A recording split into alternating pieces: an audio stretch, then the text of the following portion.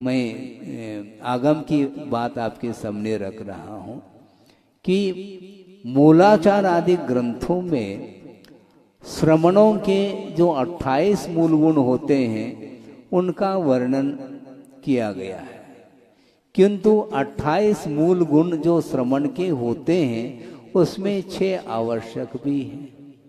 5 महाव्रत, 5 समिति और 5 इंद्रिय दमन, 6 आवश्यक और 7 शेष गुण। इस प्रकार ये 28 मूल गुणों की संख्या होगी। इसमें जो 6 आवश्यकों का जो क्रम आता है उसमें स्वाध्याय को अंतर्भूत नहीं किया। अर्थ क्या हुआ?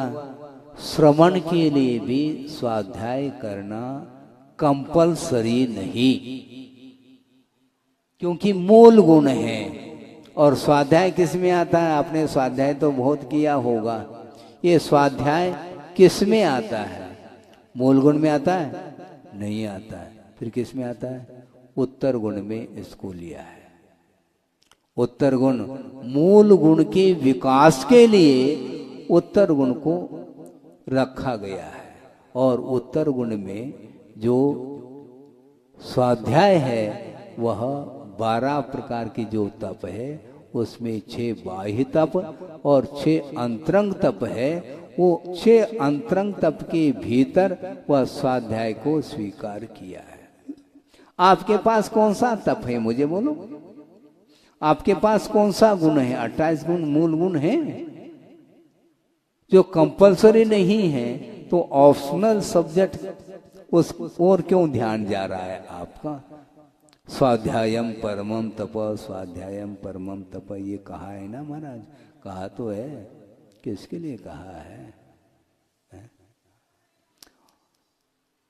वस्तुतः श्रावक के लिए, श्रावक के योग्य जो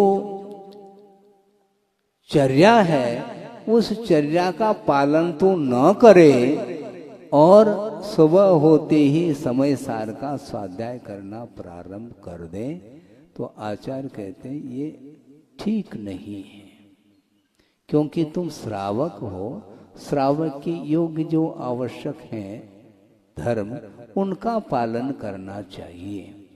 मूलाचार के बिना, यानी मूलाचार के अनुरूप चर्या का अनुपालन किए बिना जो समय सार का स्वाध्याय करता है वह श्रवण के लिए भी योग्य नहीं है। पहले आचार्य कहते हैं मूलाचार के अनुरूप चर्या का पालन करो, दीक्षित हो जाओ, दिगंबरत्व को अंगीकार करो। और दिगंबरत्व को अंगीकार कर लिया, मूलाचार के अनुरूप चर्या का पालन करते करते काफी समय हो गया। हाँ ठीक है, अब मूलाचार रटो नहीं बार बार, अब समय सार की ओर आ जाओ। हाँ, क्योंकि केवल ज्ञान यदि तुम प्राप्त करना चाहते हो तो साक्षात केवल ज्ञान के लिए यदि कोई कारण है तो वह शुद्धोपयोग है।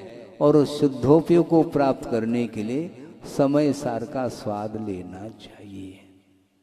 और गृहस्थ अवस्था में न शुद्धोपयोग है, न रत्नत्रय है, कुछ भी